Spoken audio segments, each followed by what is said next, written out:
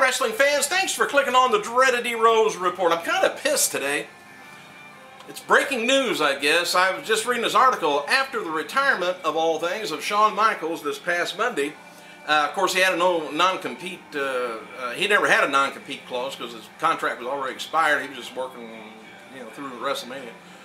Shawn Michaels has joined TNA and is set to appear this coming Monday on their live show. Anyway, I don't know what the deal is with that, but I knew it. I knew it. Anyway, further down the article I read, the article that I was reading, it also says April Fool. I don't know what that meant. Ric Flair, I love this kind of stuff. Ric Flair confronted an on-air companion of Orlando Jordan after TNA's Impact taping this past Tuesdays when several TNA wrestlers and crew members were hanging out in a local bar. Anyway, according to the report, Flair got so upset while watching the man dance on the floor that he confronted him and cut like a promo on him. Orlando's friend said that he was very shaken up by Flair's comments and left the bar. Anyway, the report also said that Flair was fuming over the male companion after having a role with the company and not belonging into the male locker room with the rest of the wrestlers and crews. I'd love to see that. I bet he did scare I think the guy had to go do his laundry after that. As noted before, the guitar segment, I never mentioned that. Remember 2 weeks ago when Eric Bischoff was up in the ring playing the guitar? It was a good guitar bit. Anyway, it wasn't Eric Bischoff. It was done by Dale Oliver, who does a lot of the music for TNA, in the past. Anyway, the bizarre segment by the bisexual segment of Orlando Jordan this past week on Impact was not a hit amongst the talent in the TNA locker room. However, the two people who did enjoy this segment were, of all things, Eric Bischoff and Vince Russo. And it's also been noted that the Jordan look was inspired by Lady Gaga. Ooh, I'm excited. Anyway, this past Friday's edition of SmackDown drew a 1.8 rating and an average of over 3 million viewers. WWE fans in New York City, WWE Friday Night SmackDown will be preempted by the New York Yankees, which is probably every year, baseball game on May 18th, July 6th, and October 1st. John Morrison, by the way, Rockstar DVD is set to air on in-demand pay-per-view beginning tomorrow. Today, April 1st.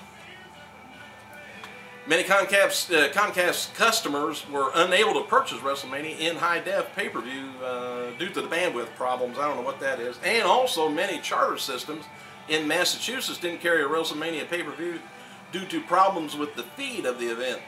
A lot of people didn't get to see it, I guess. I don't know whether they caught the replay. I guess they still do the replays.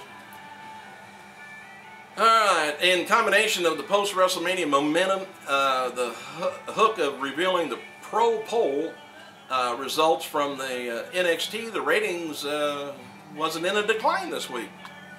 Tuesday airing hopped up to about a 1.0 with 1.30 million viewers, which audience climbed up by 20%. I want to get down here at the bottom before I get too much further here. Anyway, for those wondering, Jim the Anvil Neidhart, he was in attendance at the Hall of Fame ceremonies this past weekend. WWE has former women's champion Candice Michelle on their alumni section, or alumni. WWE added former women's champion Candice Michelle. Well, didn't I just say that? You must have hit skip on there. Anyway, the United States champion The Miz attended Star Magazine's Young Hot Hollywood parties this last night. General feeling among most of the WWE that Michaels is sincere about his retirement, and most realize that Shawn will likely work another match or two down the road, but many feel that Shawn believes he's worked his last match, which I still say if he really actually worked his last match, they would have had a lot better and bigger send-off, like they did with Flair, if it was true. That's the only reason I don't believe about it. Anyway, in an update on JR's website, he gives a little bit of, saying about the NXT show, admitting that it still needs some subtle tweaks. It needs to be tweaked just a little. Well, the ratings do too. Happy birthday to Randy Orton, who turns 30 years old today. The third generation superstar was born April 1st. Hint the birthday. 1980. And Orlando Jordan turned gay a few years back. Orlando says he's bisexual. Hey, if you keep choking yourself on a banana about every day, you're gay. And according to some sources within TNA, that the Nasty Boys are officially done with the company. Their 90-day evaluation period recently expired in TNA, and they decided against offering them a long-term deal, which I understood that. Alright, JR says, oh, let me get back up here where I was. Jeff Hardy was shown on screen last night during UFC Fight Night 21 on Spike TV. The UFC announcers Joe Rogan and Mike Goldberg acknowledged that Hardy, as a TNA wrestler, and plugged Impact on TV, and there was a plug for the next Monday's 8 o'clock time slot too. Former WWE star Hurricane Helms, or Gregory Helms, was shown on camera sitting beside Hardy too. Jim Ross posted on his blog also about rumors of him, you know, what he's doing and stuff. JR says he's not retiring. It's tempting, financially doable, but I want to work for a few more years in the role that is fun and not laden with stress and some of the previous assignments. He said, I'm not vanishing. Life is good and all this crap, some 35 years. He said, I can't stop cold turkey. He said, there's no issues or problem with my negotiation with WWE. The ball is in their court.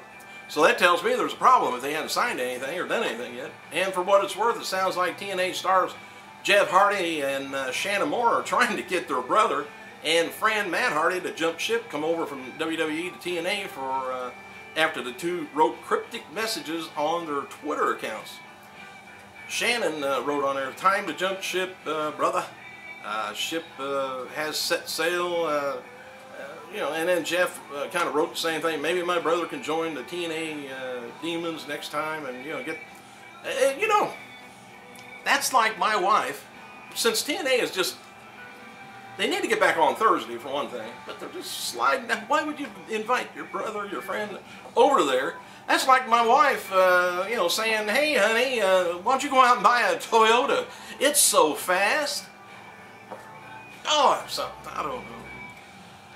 So anyway, F4W Online said, for what it's worth, TNA Impact not only lost to Raw last week in the ratings, but they also lost to AM Raw, of all things, which scored a 0.7 rating. AM Raw airs after midnight on Saturdays. Anyway, while WWE did not, yeah, my wife would probably buy me a Toyota. Anyway, WWE did not want its stars visiting Ring of Honor or Dragon's Gate shows in Phoenix last weekend, so some of the superstars showed up at the Ring of Honor shows discreetly. It's also noted that Linda McMahon was at WWE Hall of Fame ceremonies this past weekend, but did not appear on TV. Shane McMahon was apparently not in town for WrestleMania this year. He was nowhere to be seen. And I don't think I told you that. But anyway, for those wondering, old Jim the Anvil Neidhart, he was indeed in attendance at the WWE Hall of Fame this past weekend. Don't think they showed him. Might be on the first hour, which they won't show us until we buy the DVD. And WWE has added former women's champion Candice Michelle to their alumni section. And, oh, the United States champion The Miz attended Star Magazine's Young Hot Party, whatever. You know, that seems like I've done this before, but maybe I haven't. Alright. Interesting, though, in the decline has reversed. Oh, wait a minute. I'm on the wrong page again. Page 3. Rob Van Dam talked about how he was feeling in TNA so far, and the following quote from his new blog on robvandam.com. Oh, I'm about out of time. Here's what he said. To counter any negative energy that may be out there concerning TNA and any matters, let me just tell you that I'm loving it here, and there's a reasonable work schedule, a doable travel, and people in it and behind the scenes. A growing situation is excited from the crowd. Is unstoppable path to the top I'm on. He says, I love it all. Love you guys too. Hey, thanks for clicking. Check back tomorrow. I might have some other silly stuff. I gotta go.